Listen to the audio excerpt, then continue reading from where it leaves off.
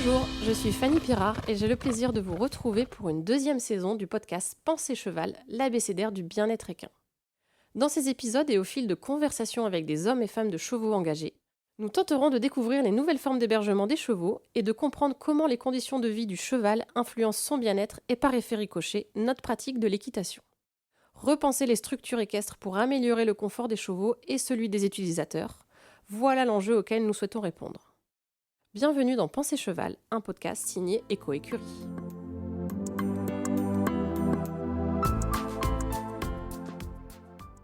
Nous sommes aujourd'hui en Belgique, aux écuries de la Hamante, avec Emmanuelle Ouéra et Françoise Géollet. Bonjour. Bonjour. Merci de nous recevoir. Est-ce que dans un premier temps, vous pouvez vous présenter, nous dire depuis quand vous êtes installé ici à Verlaine, aux écuries, et un petit peu l'histoire de ce lieu ? Oui, donc moi je suis né ici, dans cette ferme. Et alors j'ai toujours fait la ferme avec mes parents. Et puis alors après j'ai travaillé un tout petit peu en extérieur. Mais j'ai toujours été passionné par les chevaux. Et j'avais un petit coin de la ferme où je pouvais faire mon élevage, mes chevaux. Et un beau jour, l'opportunité s'est faite et j'ai repris l'entièreté de la ferme. Et on a fait les activités agricoles qui existaient, on a diversifié sur les chevaux, et puis les chevaux ont pris de l'ampleur, et maintenant ça devient quand même presque l'activité principale. Voilà, en résumé. Donc, en plus des chevaux, vous avez une activité agricole, c'est ça ? Oui, oui. Donc à la base c'était une ferme avec les deux types bovins, donc il y avait la race laitière et on faisait aussi la viande. Et moi, quand j'ai repris la ferme, alors j'ai diversifié sur la volaille et j'ai fait 3 bâtiments pour faire du poulet de chair bio. Donc ça, c'était vraiment l'activité de la ferme, plus un peu de production de culture, grande culture. Et puis on a diversifié un tout petit peu, enfin, par les chevaux. On a diminué les vaches parce que les bovins devenaient un peu contraignants. On a commencé par arrêter les bovins à viande et puis maintenant... On a encore gardé le troupeau mixte qui est donc la race normande, la race française normande, mais qu'on traite toujours. Et on a passé toute la ferme en bio, sauf les chevaux. Bon, moi, je suis arrivée un petit peu après tout ça. Maintenant, j'ai été cavalière de concours, j'ai élevé des chevaux et on a, quand on s'est rencontrés pour la deuxième fois, puisqu'on s'était rencontrés quand on était relativement jeunes, puis nous avons fait notre vie chacun de notre côté pour mieux nous retrouver. Donc, quand j'ai emménagé à la ferme, je suis arrivée avec mes 2 filles, mes chevaux, mes chiens. Et comme c'était vraiment une passion commune, on en a profité pour vraiment développer tout ce qui était équin. On ne s'est pas trop mal débrouillé. Et puis voilà, ça nous a permis de faire connaissance puisqu'on a construit ce nouveau bâtiment qui va nous permettre de mieux travailler les chevaux qu'on a élevés. C'est ce que j'allais vous demander justement pour les personnes qui nous écoutent. Est-ce que vous pouvez décrire les écuries comme elles sont aujourd'hui, ce que vous avez ? À la base, on avait développé aussi en même temps un petit poney club. Puis l'élevage, quand nous on s'est mis ensemble maintenant, il y a 7 ans, on a commencé par choisir des jeunes étalons à des prix raisonnables en fonction de nos juments pour pouvoir se lancer dans l'élevage. On a eu de la chance, on regardait plutôt le père de l'étalon pour retrouver des grands noms dans les origines et se permettre d'avoir un peu des noms dans les souches. Et ça a fait qu'on a eu quand même pas mal de chance, parce que la première année, on avait choisi 5 étalons, on a eu 5 bons poulains qui nous ont permis de nous retrouver dans les cycles jeunes chevaux. Et puis, on a commencé à faire du commerce, à connaître des cavaliers. Et alors, de fil en aiguille, on a tenu notre élevage. Mais alors, pour les cavaliers, on n'avait pas d'infrastructure, puisqu'on n'avait qu'une piste extérieure et un tout petit manège intérieur. Donc, et comme c'est notre but, notre rêve, notre passion, je ne sais pas, on a pris la décision de faire un bâtiment couvert. Est-ce que, par rapport à ces travaux-là, vous pouvez nous décrire un petit peu plus tous les travaux que vous avez faits justement depuis que vous êtes arrivé ? Donc, c'était une ferme agricole. Donc, vous avez fait une piste, donc une petite carrière qui est en face, un petit manège.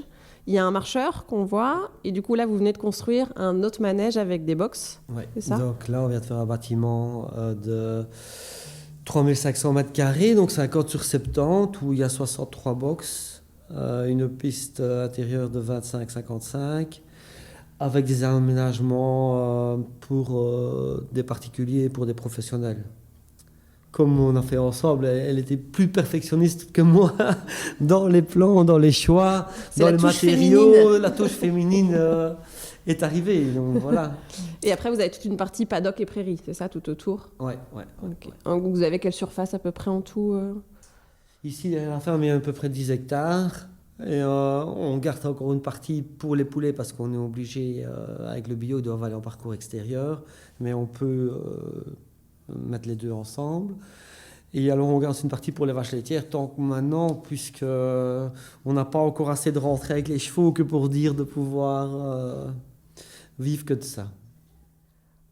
Aujourd'hui, combien de chevaux sont hébergés ici et combien de personnes travaillent ici? Des chevaux, c'est très facile à dire parce que la législation belge est de plus en plus compliquée. Donc, on est vraiment tenu d'encoder tous les chevaux qui se trouvent à un endroit. Donc, on est pour le moment, je pense, à 89 chevaux. En comptant les poulinières, les poulains, les poneys du poney club, les chevaux en pension, nos chevaux, on est là actuellement à 89. Et combien de chiens? Alors, combien de chiens? Je pense qu'on est à 14. Donc, cocker, toute race confondue, cocker, Jack Russell, Braque de Weimar et Rhodesian Ridgeback. Et aujourd'hui, au niveau du travail, au niveau de la ferme, comment ça s'articule? Vous êtes tout seul? Vous avez des employés? On a un temps plein, qui est mon frère, donc qui est vraiment mon bras droit et tout, et qui fait, quand je ne suis pas là, qui fait tourner les choses. On a un peu de l'aide par les enfants, et 2-3 personnes qui viennent un peu compenser, voilà, comme ça. Maintenant, avec le nouveau bâtiment, le cavalier, lui, a son personnel. Il a 2 grooms et il a une cavalière qui monte les chevaux. Donc il y a une cavalière qui fait que monter tous les jours. Et les grooms mettent les chevaux marcheurs ou les longes et tout. Et il fait tout un tableau et tout organisé. Et tout ça, c'est sous sa responsabilité. Et c'est lui qui les a engagés, mais il a des chevaux qui travaillent à nous, tous nos chevaux de concours et tout, puisque c'est lui qui en est responsable.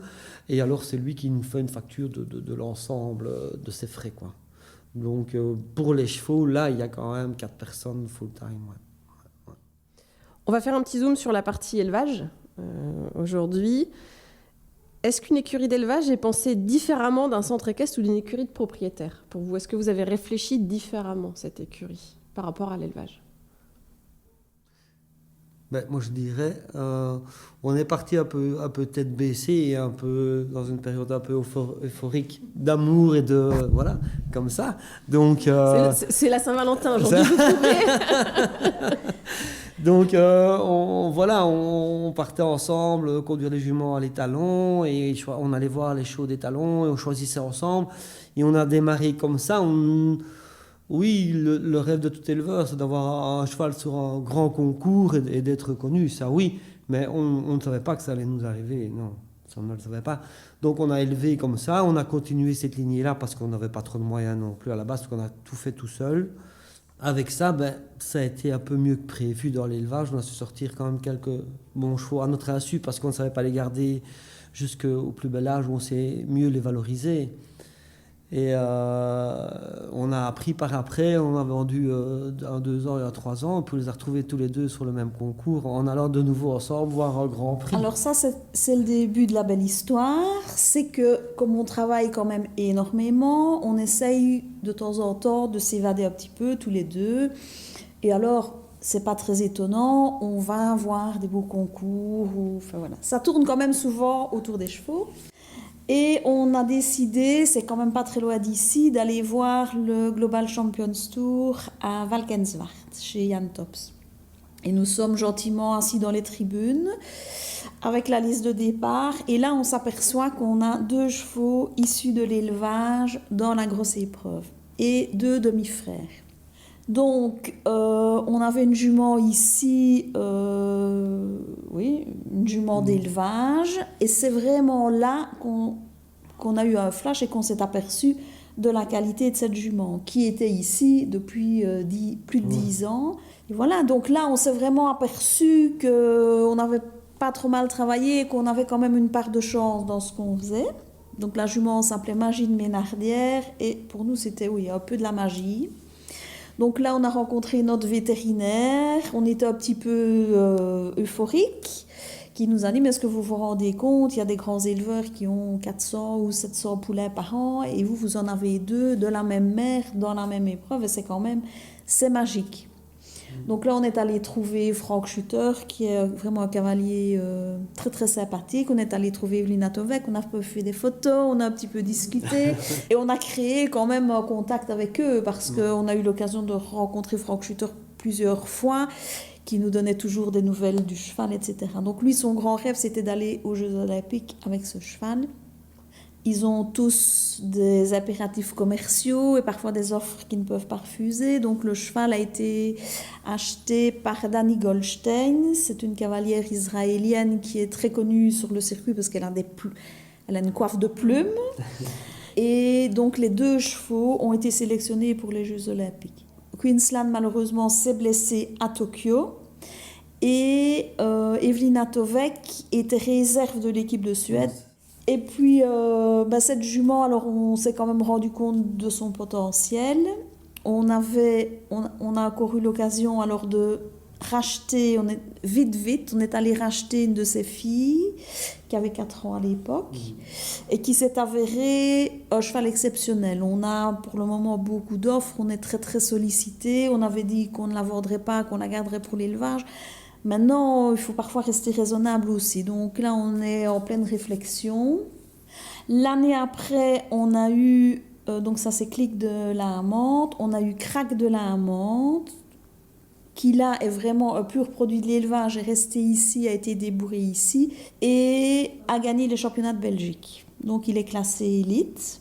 On a maintenant alors un cheval, le propre frère, donc on en a 3 de la même origine, qui lui a fait 2e l'année passée, donc ils font un festival du Studbuchsangerzijde au mois de juillet avec Saut en Liberté, et lui fait 2e de ce championnat.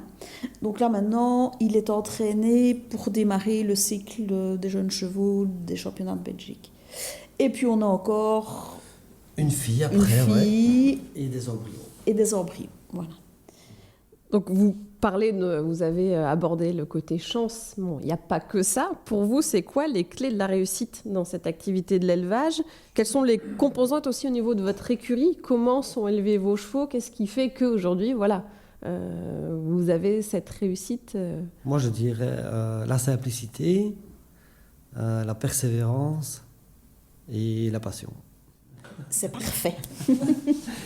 Donc nous, en fait, on est encore resté relativement traditionnel dans notre manière de travailler, à l'exception, mais je reviendrai peut-être après, de Magie, qui avait 20 ans, et on a encore voulu profiter un petit peu de sa qualité. Mais en règle générale, les juments sont ici, sont saillies. C'est de l'insémination, mais enfin, c'est pas du... Voilà, on est resté simple et traditionnel dans notre manière de travailler. Donc les juments restent ici, les juments passent l'été au pré, on les rentre au mois de novembre. Les jeunes, donc elles poulinent ici.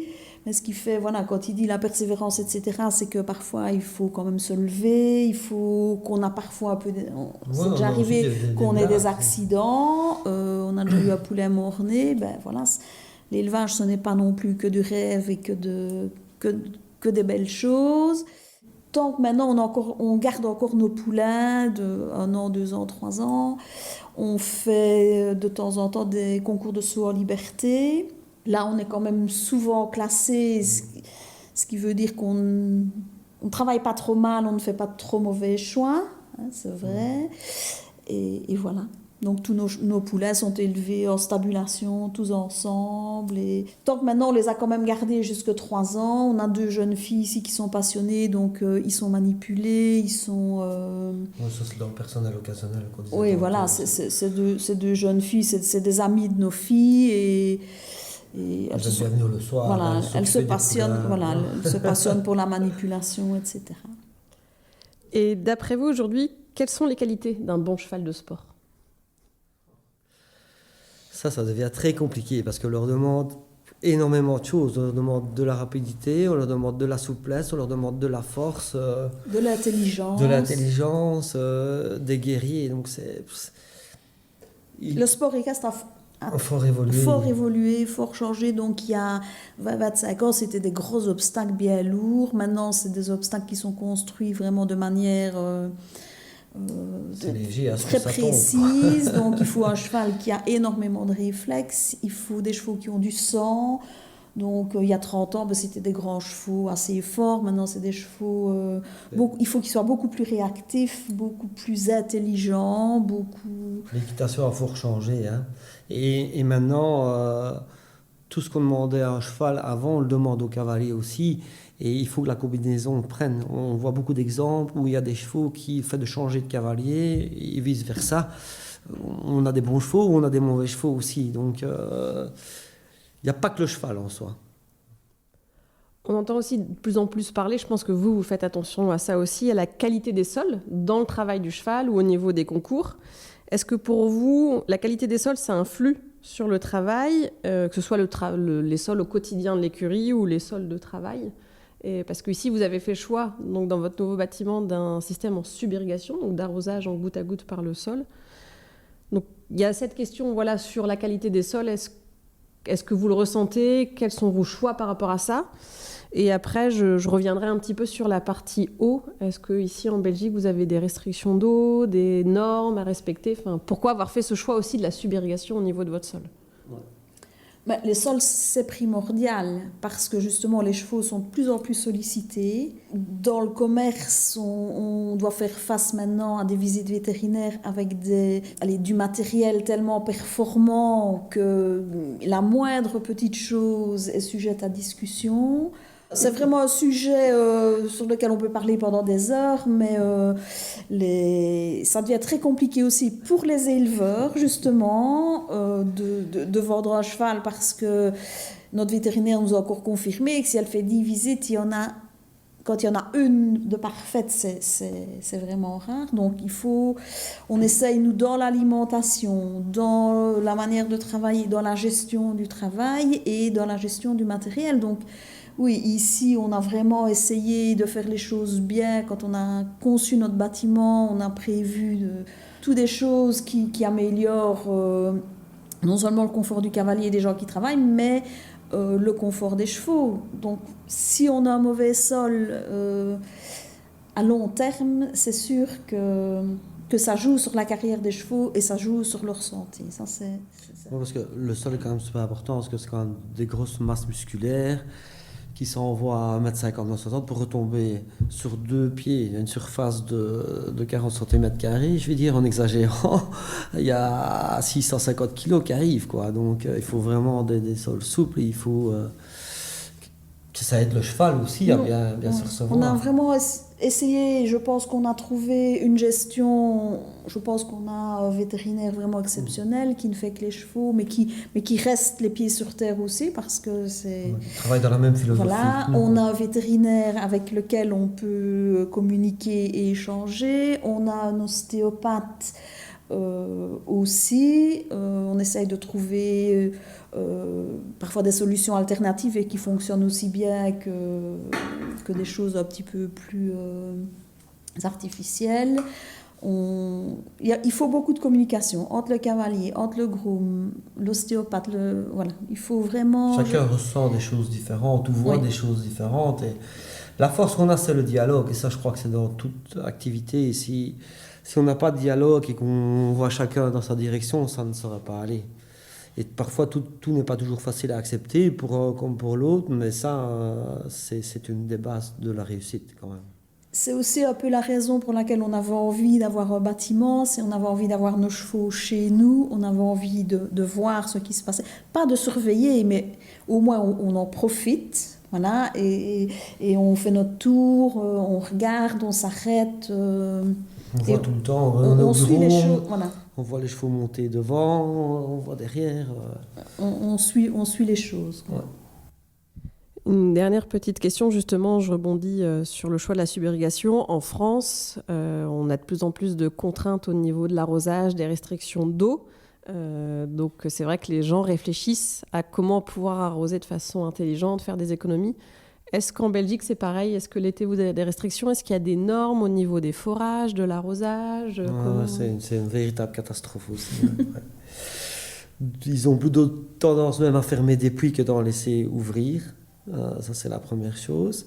Alors le mètre cube d'eau est vraiment hors prix quand on prend l'eau, à la régie. Suivant alors les conditions climatiques et les étés comme on a, quand on arrive vers des gros culs et tout, oui, on a des interdictions. Parce que pour la partie, de culture, on irrigue une partie, on met un peu des pommes de terre. Il y a des fois, on nous interdit d'arroser. Ouais. Donc ici, dans le concept, il y avait cette réflexion-là. Il y a aussi la réflexion qu'on a fait un bâtiment en bois et qu'on a vu chez différents amis et différentes connaissances, beaucoup d'irrigation par voie aérienne. Ça mouille les obstacles, ça mouille le bâtiment, on a de l'humidité partout. Ici, nous, c'est en fonctionnement depuis fin décembre et on n'a pas de problème d'humidité. Ça, c'est super important. Parce que donc, le bâtiment est posé sur toute une dalle de béton. Donc, le bois n'a pas de contact déjà avec ce qui est humide. Et en plus de ça, l'eau vient par le sol et reste dans le sol. Pour nous, ça, c'était déjà un argument très important. Et le un autre argument, c'est aussi quand on doit arroser, ça prend du temps. Ici, tant dans la conception du bâtiment que dans le choix des box, puisqu'on a pris des cloisons coulissantes, on a essayé de limiter la main-d'œuvre et de limiter le temps perdu. Merci pour votre témoignage, merci de nous avoir reçus aujourd'hui. Puis, merci pour votre invitation. Une belle réussite pour la suite. C'est gentil, merci beaucoup. Pour en savoir plus sur Éco-Écurie, concepteur d'écuries actives et sol équestre, suivez-nous sur les réseaux sociaux et découvrez nos solutions innovantes pour repenser vos structures.